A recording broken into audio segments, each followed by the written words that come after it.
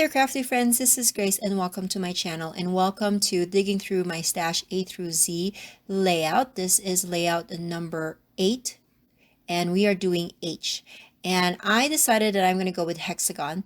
Now, it's not that hexagon is something that I really wanted to use, but I have this paper pad that I've had for a while, and it's like coffee themed, but I really wanted to use this paper. And so in order for me to like incorporate this with the existing kind of schedule that I have for my YouTube videos, I am going to use this paper and using a hexagon die. And you've seen me use this before, but I'm going to use that to create a background for my layout. Actually, it's more of a frame for my layout. So it's not going to be kind of like, it's not an earth shattering or, like a very innovative type of design, because I'm sure you've seen this design before, but I really just wanted to use up those papers. I feel like I've had them, I want to say I've had them for at least 4 years,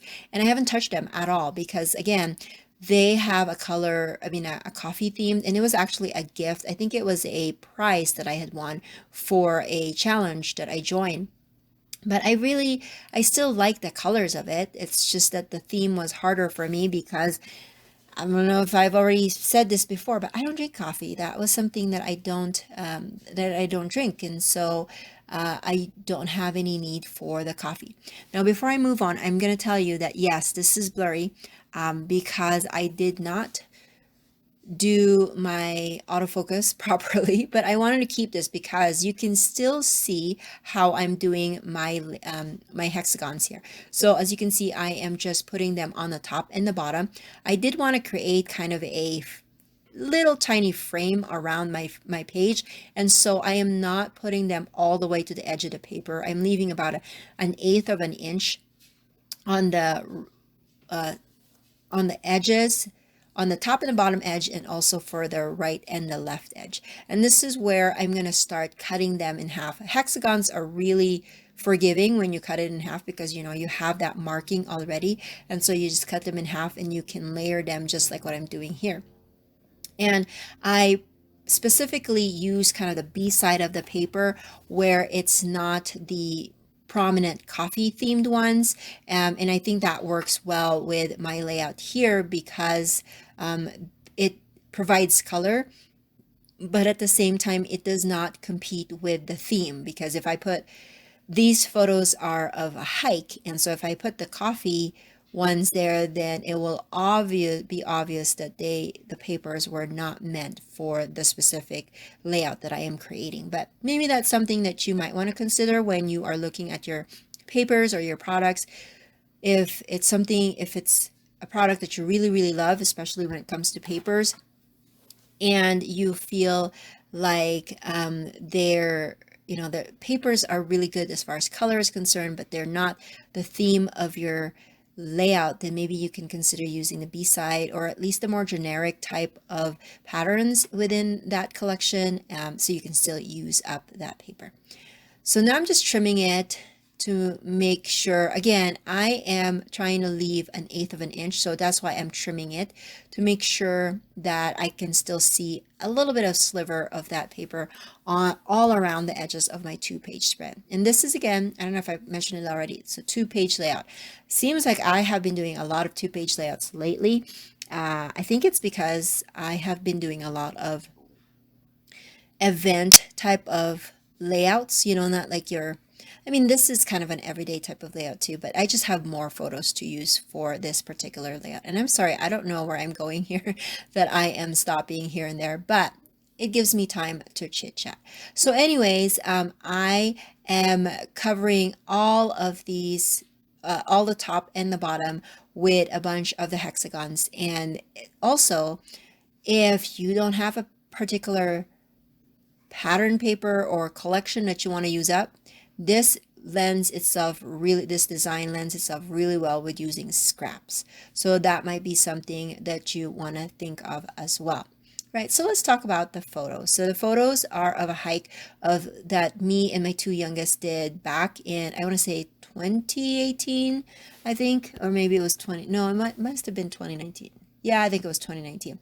My oldest was, this was spring break, and my oldest was at his driving school because over here you have to, the driving, there's no more driver's ed in high school. You actually have to go to a specific company or business to do your, for the teenagers to learn how to drive. I mean, you could do it yourself too, but there's like specific things that they need to do. Like they have to have 6 hours of time with a designated driving school instructor, something like that. I digress. Anyways, he was there all day, and so I decided to take my my two other kids and went for a hike. And this hike is a place that we always go to. It's called Seven Bridges, and my youngest, he does this. Sometimes he complains, but it's easy enough for him that he doesn't have much problem with it. It's during this time that we went, there were parts of the trail that was still a little bit icy, so we were slipping and sliding. But as far as weather was concerned, it was a beautiful day. It wasn't so cold, and it was just a nice day to be out and appreciate the nature that we have here in this area that we live in. So I'm going with a bunch of vertical photos here, but I did cut my one horizontal one into kind of a square type style just so it can fit the design that I was going for. And as you can see, there's that one spot on the far left, and I thought I can put my title there, but I wanted to do spring break hike, and it just felt like, okay, I can maybe, split those words. But then I thought, well, maybe I can do it horizontally, no, vertically, where it's butting up next to the photo. So I don't do this kind of style of putting my titles, but I like it. I really do. And I feel like I should do it more often. So anyways, I am going to spell spring break with these thickers. As you can see, I don't have a lot of it anymore, but I'm going to doctor a few of those letters so that it could spell it. And then I had bought this particular ruler off of Amazon. It's a very flexible ruler, and it has a bunch of the centimeters on there. And I like the squares that it creates, because then I can kind of measure and measure my spaces both vertically on and horizontally at one time. I don't, because with the ruler you have to turn over your ruler at an angle if you want to do both vertical and horizontal. With this one, it's just all the cubes and the grids are all in there, so it's easy for me to do.